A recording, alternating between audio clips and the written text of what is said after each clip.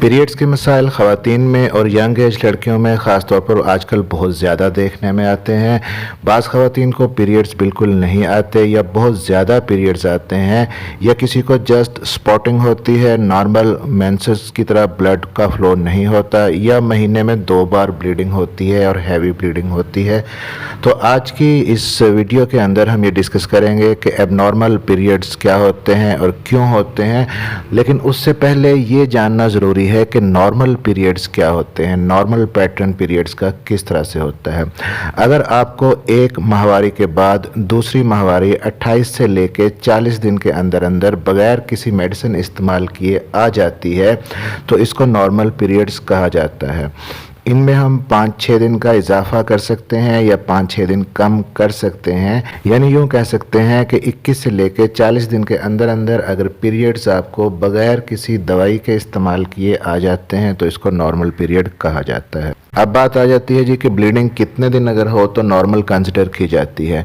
2 से लेके 8 दिन तक अगर ब्लीडिंग रहती है तो इसको नॉर्मल कहते हैं। अगर 2 दिन से कम ब्लीडिंग होती है मेंसेस की तो इसको एबनॉर्मल पीरियड कहा जाएगा, या अगर 8 दिन से ज़्यादा ब्लीडिंग रहती है तब भी एबनॉर्मल पीरियड कंसिडर किए जाएंगे। इसी तरह मेंसेस की ब्लीडिंग का एक ख़ास पैटर्न होता है हर खातून के अंदर। अक्सर ख़वातीन में पहले 2-3 दिन हैवी ब्लीडिंग होती है, उसके बाद फिर 2-3 दिन स्पॉटिंग होती है और फिर पीरियड्स ख़त्म हो जाते हैं।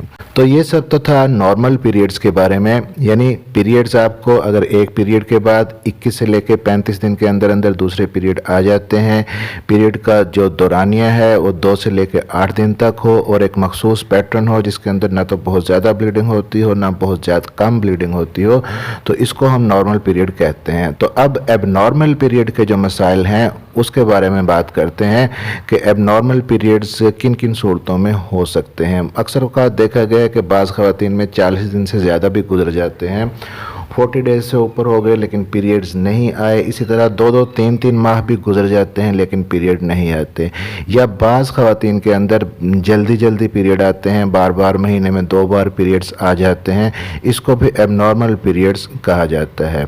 या बाज़ औक़ात ये होता है कि पीरियड्स के टाइम पे एक दिन हल्का सा स्पॉट लगा है, उसके बाद आपको ब्लीडिंग नहीं हुई प्रॉपर मेंसेस की तरह, तो ये भी एबनॉर्मल ब्लीडिंग ही कंसिडर की जाएगी, एबनॉर्मल पीरियड इसको कहेंगे।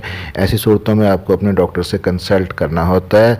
या अगर 8 दिन से ज़्यादा आपको ब्लीडिंग रहती है पीरियड्स की, मेंसेस की 10 से लेके 15 दिन तक ब्लीडिंग है, तब भी डॉक्टर से कंसल्ट करना ज़रूरी होता है। या अगर जो पैटर्न है ब्लीडिंग का, जो एक मखसूस पैटर्न होता है, जैसे कि 3-4 दिन ज़्यादा हैवी ब्लीडिंग होती है, फिर 2-3 दिन स्पॉटिंग होती है, तो उसके बाद पीरियड्स ख़त्म हो जाते हैं। तो ये पैटर्न हर खातून के अंदर डिफरेंट होता है। अगर आप अपने पिछले पैटर्न से कंपेयर करें और महसूस करें कि आपको इस दफ़ा बहुत ज़्यादा या बहुत कम ब्लीडिंग हुई है, तो ये भी एक एबनॉर्मल प्रॉब्लम हो सकता है और ये इंडिकेट कर सकता है कि आपके अंदर कोई ना कोई एबनॉर्मेलिटी है और आपको अपने डॉक्टर से कंसल्ट करना ज़रूरी है। तो ये तो था जो हमने डिफरेंस आपको एक समझाने की कोशिश की कि नॉर्मल पीरियड क्या होते हैं और एबनॉर्मल पीरियड्स क्या होते हैं। तो एबनॉर्मल पीरियड्स की बहुत सारी वजूहात हो सकती हैं। उनके अंदर जो सबसे बड़ा फैक्टर है वो स्ट्रेस है, एंग्जाइटी है, टेंशन है, क्योंकि ये जो चीज़ें हैं ये आपके जिस्म के अंदर एक हार्मोन को बढ़ाती हैं जिसे प्रोलैक्टिन कहा जाता है, जो आपके पीरियड्स पर असरअंदाज होता है। इसके अलावा अर्ली एज के अंदर 13, 14, 15 साल में शुरू में जब भी जिन बच्चियों को पीरियड्स शुरू हुए होते हैं तो उनके अंदर ये मसाइल हो सकते हैं। या फिर एक्सट्रीम ऑफ एज के अंदर यानी कि 45 के करीब जब आपके पीरियड्स बंद होने को होते हैं उस वक्त भी ये इस किस्म की एबनॉर्मलिटीज़ पीरियड्स की आ सकती हैं। अगर आप बीमार रही हैं, कोई बीमारी है या किसी और बीमारी की वजह से आपने बहुत ज़्यादा हैवी एंटीबायोटिक्स वगैरह जैसे कि टाइफाइड वगैरह का ट्रीटमेंट लिया है, तो उन मेडिसिन की वजह से भी आपके पीरियड्स डिस्टर्ब हो सकते हैं। या अगर आपने recently heavy gym exercises join की हैं और पहले आपको एक्सरसाइज की आदत नहीं थी, ये चीज़ भी पीरियड्स पर असरअंदाज होती है। या फिर आपने एकदम से बहुत ज़्यादा वेट गेन किया हो या एकदम से वेट लूज़ किया हो, इससे भी पीरियड्स एबनॉर्मल हो सकते हैं।